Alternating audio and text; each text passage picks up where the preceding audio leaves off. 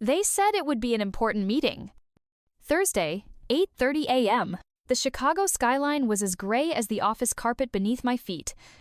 I sat in a glass conference room on the 24th floor of Halston Tower, staring at my presentation, the final slides for our new enterprise strategy targeting Fortune 100 clients.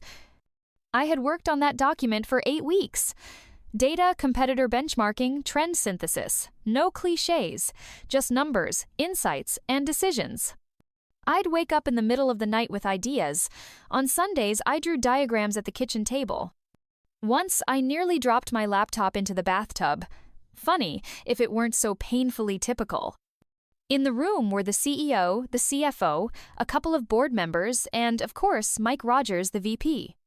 Loud, charismatic, the kind of guy who loves to say things like, "We're a startup inside a corporation.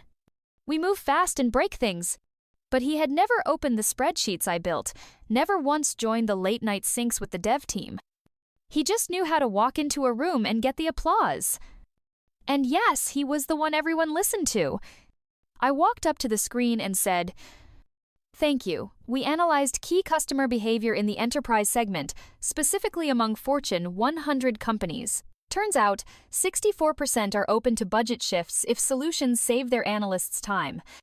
We're not just optimizing, we're redefining what enterprise tools look like today." Nods. A pause. My hands were trembling, but my voice stayed steady. Mike stood by the wall, pretending to check his phone. I wrapped up. In the end, we propose launching a pilot in 3 states, Illinois, Texas, and Georgia. By our estimates, the 18-month ROI is 146%. Applause. The CEO nodded. Impressive. The CFO added, "Let's draft the announcement by tomorrow." I exhaled. The next day, I opened the company website. There it was a press release titled, "Nexentra launches Vision X Enterprise Strategy Initiative, led by VP Mike Rogers." Not a single word about me. I reread the paragraph describing how, under Mike Rogers' leadership, a revolutionary client optimization strategy had been developed. I didn't even blink, just read, then got up and walked to the kitchen. We had a fancy coffee machine on our floor installed post-IPO. Mike was already there, pouring himself a latte. He smiled without looking up. "Solid work yesterday. You nailed it." I said nothing. Then he added, with that signature hollow lightness people love at conferences, "We're one team, right?" I nodded, barely, and felt not anger, not even hurt. Just emptiness. Like someone had turned a valve and slowly drained me out. Meaning, energy, identity. That night, I couldn't sleep. I lay in the dark thinking, how many times have I let this happen? When did "we" start to mean him? At what point did I become just a draft, a footnote, background noise? The house was quiet. Jason, my husband, was asleep. I opened my laptop, went into my work folder, and created a new one. Attribution. And for the first time, I started saving everything I could prove. Slides, recordings, timestamps. I didn't know why. Not yet. But I felt this wouldn't be the last time. When I joined Nexentra, I was 31. I'd moved to Chicago from St. Louis with one suitcase and a laptop full of spreadsheets and unrealized ideas. I had no connections, no MBA, just an economics degree from Mizzou and an obsession with data. At the River North office, they gave me a badge, free oat milk lattes, and a desk in the open space right across from a man named Mike Rogers. He stood out immediately. Bright smile, loud laugh, bonobo suits, and phrases like, "Let's not boil the ocean. We're here to move fast and make noise." Mike was 36 at the time and already VP of Growth Strategy. Everyone called him Nexentra's Golden Boy. He drank coffee with the CEO, played golf with investors, gave sessions at Tech Day in New York standing under a slide with a chart I had made. Back then, I was just a senior analyst. I came in earlier than everyone, often by 7 a.m. Mike would stroll in around 9:30, slightly rumpled from yet another networking dinner. I wrote his talking points. I did the research, built the dashboards, checked the models. He'd glance at it all for a minute, nod, and say, "Perfect! You crushed it, Marissa." Then go on stage and say, "Our team at Nexentra is leading the next frontier in enterprise insights." Not Marissa did. Not the analysis showed. Just we. Where we basically meant him. The worst part was he wasn't even mean. He'd often joke, "You're the brain, I'm just the face." And there was truth in that. I wasn't a loud speaker, didn't love small talk, didn't shine at meetups. He knew how to sell any slide with charm. And for a long time, I thought maybe that's how it's supposed to work. That's how I became a shadow. Someone who knows but doesn't claim. Someone who does but doesn't get. When Mike won Strategic Leader of the Year at our company town hall, I had prepared his entire portfolio for the selection committee. I even wrote the opening of his speech. It began with, "True strategy is invisible, but its impact speaks louder than words." I watched him say those words into the mic.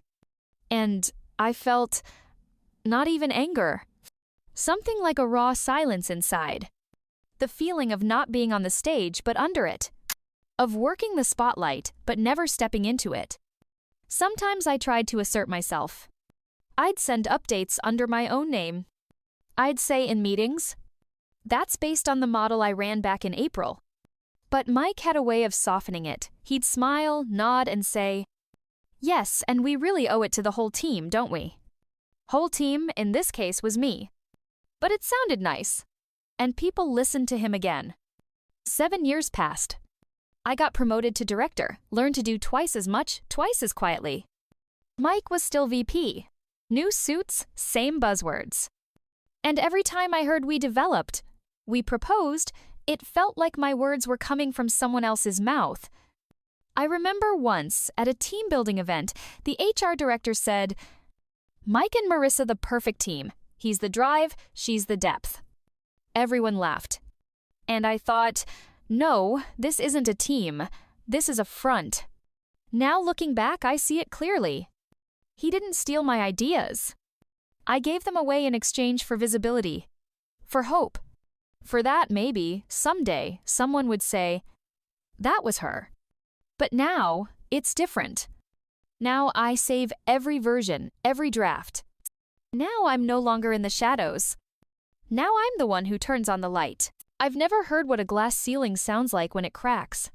But I know exactly what it feels like when you keep hitting it with your forehead. Soft, quiet, no drama, just it doesn't let you through. I was considered for senior VP 3 times. 3. Every time it started the same way. "Marissa, you're on our radar. You've done phenomenal work. The only question is, are you ready to be more visible?" And every time it ended the same way. Someone else got the promotion, usually a man.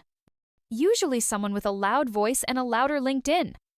One of them, Chris, literally presented my analysis as his during a Zoom meeting I was on the same call. He didn't even flinch, just said, "Marissa helped a bit with the numbers." Even though the numbers were the whole presentation. HR sent me a message afterwards. "That was a tough call. Chris has more presence. You bring reliability." Wow. Presence? That's the new currency now. In Slack, it all looked almost polite. After every project success, the applause emoji reaction under Mike's post. No one tagged me. My contribution was mentioned between the lines, "Great support from the analytics team." Sometimes coworkers would DM me. "Hey, I know you carried that project. Just wanted to say I see you." That was nice, but it didn't change anything. In the official documents, it was him. In the meetings, he spoke. In the promotion cycle, it was him. Once, I finally asked. It was after the second rejection. I walked into Mark's office from HR and said, "I want to understand, why not me again?" He looked at me like I was speaking another language and said, "Mike is more visible, you're more stable." Then he added, smiling, like it was a compliment, "You're a rock. Every team needs one." I wanted to ask, so who gets promoted around here, the rock or the one standing on it? But I said nothing. I started keeping a personal tracker. Logged every project I touched, which ideas were mine, whose slides, whose presentation. Created a Google Doc titled Proof of Contribution. Backed it up to my personal email. Not out of revenge, out of self-preservation. At some point, I realized the glass ceiling at this company isn't clear. It's covered in fingerprints. And most of them are male. This isn't some abstract, we're just not sure. It's a concrete. He sells better. You're reliable. You don't lead the team, you support it. The most painful part isn't being unseen. It's being seen and undervalued. Your style is too calm. Your analysis is support. Your voice is modest. Your consistency isn't drive, it's background. But I've learned what stable means in corporate America. It means you're the one everything rests on, but you're never on the wall. You're the foundation. And they want the flag. I endured for a long time. Smiled, bit my tongue. Told myself, maybe next time. Maybe I'm just not ready yet. Then I looked at the calendar. I'm 38. 7 years at Nexentra.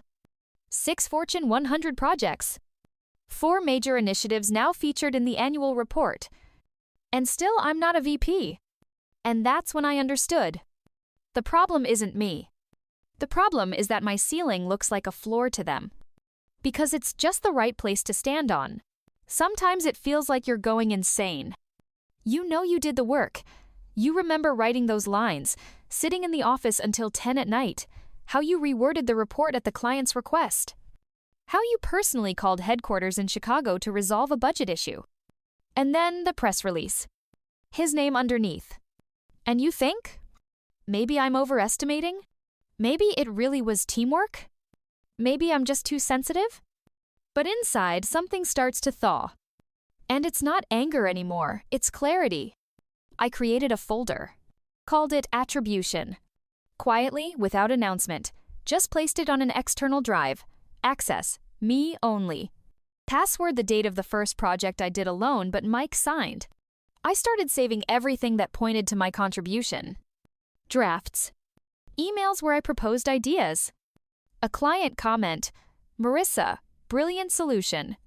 Slides where the first version said, prepared by M. Reeves, but in the final my name was gone. Everything neatly organized in folders. Client, strategy.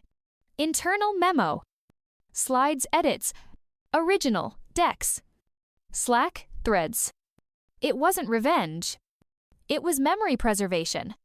My own memory. One day, I opened a draft of the presentation, Q4 Innovation Initiative. Identical to the one shown to the board of directors, but with one difference at the bottom. It read, Draft by Marissa Reeves. Final version. Presented by Mike Rogers, VP Strategy. I remember that night. I worked on it until 1:30 a.m. Mike came into the office, patted me on the shoulder and said, Awesome work. I'll take it from here. I even laughed then. And he really did take it from there. I began noticing a pattern. As long as a project was behind the scenes, it was mine. As soon as it became visible, it was his. One time, he accidentally forwarded me an email from an external consultant. Subject: Let me know when your analyst finalizes the model. He replied, She'll have it ready tomorrow. Your analyst. I didn't even know we were working with this consultant. I hadn't been CC'd. He was just forwarding my files under his name. I took a screenshot. Saved it in external comms. The saddest realization is that you've become a supplier of ideas. Not a participant. Not a leader. Not an author. Just a factory. Mike would joke, You're my secret weapon. And I suddenly understood secrets don't get noticed. And they don't get rewarded. I didn't know what I would use it for. Maybe it would never be needed. Maybe it was just about reclaiming control. Like journaling after a long stretch of gaslighting. You write down the facts just to remind yourself they happened. You gather evidence not because you're going to court, but because for too long people told you you were wrong. I called the folder Attribution. But truthfully, inside, it had another name. Inside, It was called stolen. Stolen name on your work. Stolen applause for your idea. Stolen bonus for your sacrifice Sunday. And I knew, someday, this folder would matter. Not today. Not tomorrow. But at the moment when reality would once again try to rewrite itself, I would be able to say, number, here's what actually happened. And then the stolen would become mine again. Everyone said the audit was just a formality. An annual check, just to tick the box. No drama, just a review of processes and attributions, and that's it. But when I saw the subject line in Outlook, my heart skipped a beat. From Compliance Office. Subject, Request for Interview Strategic Impact Initiative. Message. Hi Marissa, as part of our ongoing audit regarding IP ownership and executive contributions, we'd like to speak with you briefly about your role in the Strategic Impact Initiative. Please confirm your availability. I reread it 3 times. IP ownership. Executive contributions. And I understood. The attribution folder had been waiting for this moment. During lunch, Mike came over, holding a plastic coffee cup and his usual corporate smile. Heard you got pulled in for the audit. I nodded. He winked conspiratorially. Just keep it high level, yeah? No need to get too deep in the weeds. Then added, like a joke, we're all on the same team, right? For the first time, I didn't smile back. Just looked at him, for a long time, and walked away without saying a word. That evening, I opened the attribution folder. And for the first time, not to find comfort, but to choose. I highlighted key documents, selected the email threads, showed where edits were made, by whom, in which version, and at what time. Compiled a PDF with a brief chronology, no emotions. Just facts. Project initiated by me in August. Initial drafts and analysis mine. All client correspondence through me. Mike joined at the final stage, when the slides were already complete. In the morning, I arrived at the office early. Graphite suit.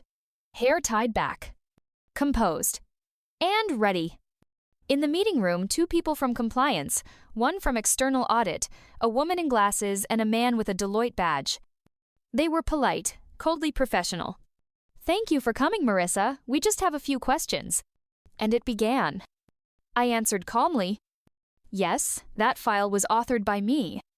The preliminary model was prepared on the 12th of October. I can provide the original version. Mike reviewed the slides 36 hours before the presentation. I have the Slack exchange. They didn't interrupt, just nodded, occasionally clarifying dates. The woman from Deloitte asked, "Do you mind sharing your documentation?" I handed over a flash drive. With a cloud backup. Everything's time-stamped. 3 seconds of silence. Then, "Thank you, this is very helpful." After the meeting, I returned to my desk.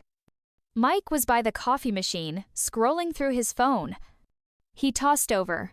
"So, all good?" I answered quietly, without a smile. "Yes, all good," and walked past.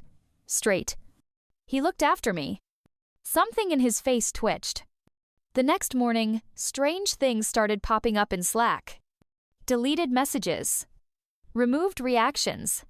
Some documents renamed. In Mike's profile on the corporate website, the Strategic Impact Initiative section had disappeared. And I realized the formality had suddenly turned into an examination, and the audit into a trigger. And for the first time in 7 years, reality sided with me. That day, I printed out a single line. Put it in my desk drawer. Just keep it high level, yeah? To remember. No one will ever again tell me that what matters isn't mine. This isn't an office. It's a small meeting room on the 3rd floor, next to legal. It's cold from the air conditioning, from the thin plastic chairs, and from the faces of the people who didn't come here just to chat. Their badges show names I haven't seen before. Compliance. External audit. Risk. 3 people sit across from me. One speaks, one types, one just watches. They aren't looking at an employee. They're looking at a witness. Thanks for joining us, Marissa. We'd like to walk through some materials related to the Strategic Impact Initiative. I nod. Calm. My hands aren't shaking, though. Maybe they should be. Could you tell us more about your role in the development of the proposal presented last quarter by VP Rogers? I open my laptop. What's on the screen isn't just folders. It's a record. My defense. The attribution folder. Sorted by date, all file names timestamped. From Framework Draft 1, mg.xlsx to Final Deck annotated mg.pptx. I begin to speak. Not to justify. Not to defend. Just to name things for what they are. This was the original research I compiled back in March. I open an Excel file, tables, footnotes, hyperlinks to sources. This was the language I wrote for the executive summary. I open a Word doc with comments down the margin all bearing my name, Marissa G. And here are the version logs from the shared drive. On the screen, the edit history, my name, the time, the text. This was my work, all of it. No one interrupts. Just keystrokes and the soft whine of the air conditioning. One of them asks, was VP Rogers involved in the drafting process? I look them straight in the eye. He reviewed some slides 2 days before the presentation. Suggested removing 2 charts. That's all. They glance at one another. One makes a note on paper. The atmosphere shifts. No longer just a conversation. Now it feels like the calm before a storm. The air grows heavier, as if the truth has entered the room and it takes up too much space. Walking out, I feel my knees slightly buckle. Not from fear, from the weight I've held inside for years. But for the first time in all this, I have no doubt. I didn't overreact. I didn't betray anyone. I didn't make anything up. I just showed the source files. A week later, everything begins to crack, not loudly, but like old glass. Quietly at first, then deeper with each passing day. In Outlook, an email marked strictly confidential appears. Following preliminary audit findings, we recommend that VP Rogers be temporarily removed from client-facing projects pending further review. The tone is sterile, the phrasing precise. But the message is simple. Mike is sidelined. Morning. The team gathers on Zoom. Calendar entry. Weekly sync. Usually led by Mike, loud, confident, always opening with a joke like he's hosting a morning show. Today, he's not there. Instead, Erica Lawrence from East Coast appears. She's the new interim lead. Hi, team. I've been asked to step in as interim lead for strategic impact. Excited to work with you all. No explanations, no details. But everyone gets it.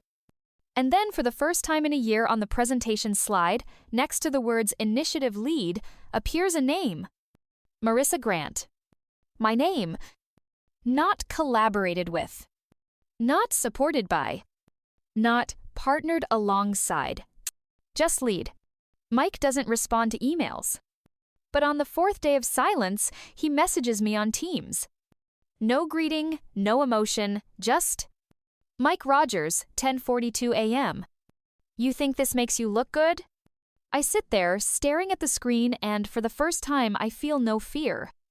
No need to choose my words carefully. I already know what to say. Marissa Grant, 10:43 a.m. It makes things visible. He reads it. and says nothing. 2 days later, on the all-hands call, Erica lays out the roadmap. We'll move forward with the revised version of the framework based on Marissa's original model. Great work there. She turns to me not in real life, just via camera, but I feel it. We're counting on your expertise. Colleagues nod. Someone drops a blank emoji in the chat. For the first time, I don't look away. I simply nod back. In the office kitchen, it's quieter than usual. People glance around, careful not to talk openly. But one analyst, Caitlin, from the team whose reports Mike used to rewrite without attribution, walks up to me by the water cooler. That should have happened a long time ago. I smile. Finally, genuinely. I thought that when this happened, I'd feel elated. But instead, I feel calm. Quiet, steady, grown-up calm. Because now I'm not in the shadows. Now everything is visible. Honestly, I almost said no. When I got the message from Tech Women Midwest, "We'd love to have you as one of our speakers," my first reaction was, what if it looks like revenge? Like a complaint? But then I remembered. It wasn't a complaint. It was work. Work I had done. For years. Quietly. Honestly. And, well, the conference took place in Chicago, in a glass building by the river. Thousands of women from the tech industry, from engineers to product managers. I'm standing backstage, hear my name called, and step onto the stage. The title of my talk: Attribution that doesn't fit on a resume. I start simply, "My name is Marissa Grayson. I'm Director of Strategy at a company I can't name, but if you work in the enterprise sector, you've definitely gotten our newsletters." The room laughs. I hear someone in the front row whisper, "Oh, this is about Mike Rogers." I smile, pretending not to hear. I talk about what doesn't show up in reports. The emotional labor we do to keep the team from falling apart, the decks we prepare that someone else signs, the analytical insights that become the boss's intuitive ideas. I show a slide. Authored by Leadership Team. Underneath a 6PT footnote. Original draft by MG. You know, I've heard people say real leaders don't need recognition. That quiet work is a sign of maturity. That what matters is the mission, not the names. Well, here's what I'll tell you. Sometimes silence isn't maturity, it's an early warning. A strategic signal. To see who stays quiet while their credit gets reassigned. The room starts to come alive. Someone snaps a picture of the slide. Someone nods like they've been waiting years for someone to say this out loud. I add with a touch of irony. People used to ask me, why didn't you speak up? Fight for your name on the headline? Go to the CEO? And I'd answer simply, I wasn't silent. I was busy. Busy doing the work. Doing it so well that one day it would become obvious even without a name on it. Final slide, a quote I wrote that morning on a hotel napkin. Silence isn't humility. Sometimes it's strategy. I read it aloud. A pause. Applause, not wild, but steady and full. Like confirmation, we know this. We've lived this. And in that moment, I realize I'm no longer in the shadows. I'm on stage. And not because I was invited, but because I grew into it myself.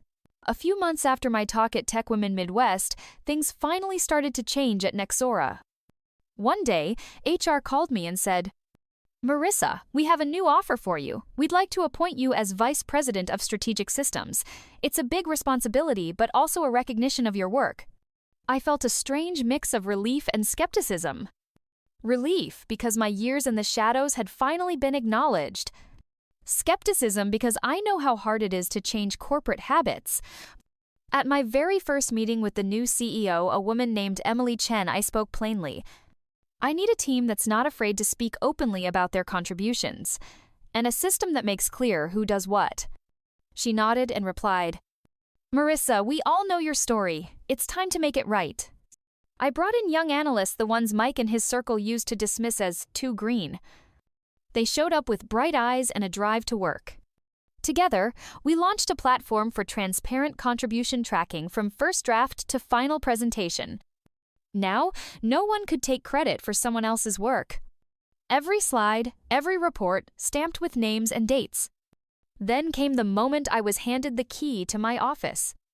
I walked up to the door and looked at the nameplate.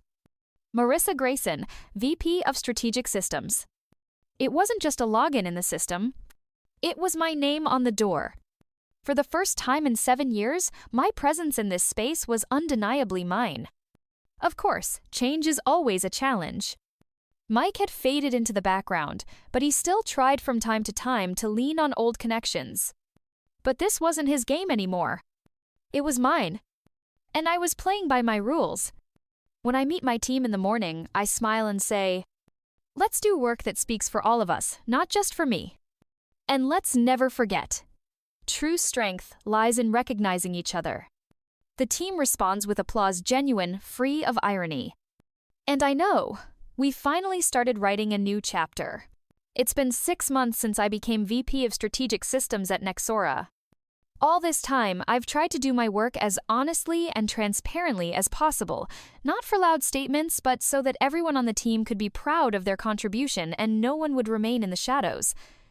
And now, I'm invited to give an interview for Fast Company, one of the most respected publications in business and technology worldwide. In the studio, with cameras and microphones, I say, "Recognition isn't about ego, it's about integrity." I explain how long I endured, how I gathered evidence, and how I learned to stand up for my right to credit not with shouting or aggression, but with facts and openness. The article headline on the website reads, "She stayed silent until truth spoke louder." Underneath, hundreds of comments appear. People write, "Thank you, Marissa. I'm building my own folder too. Finally, someone is speaking out loud about this. Your story gave me strength."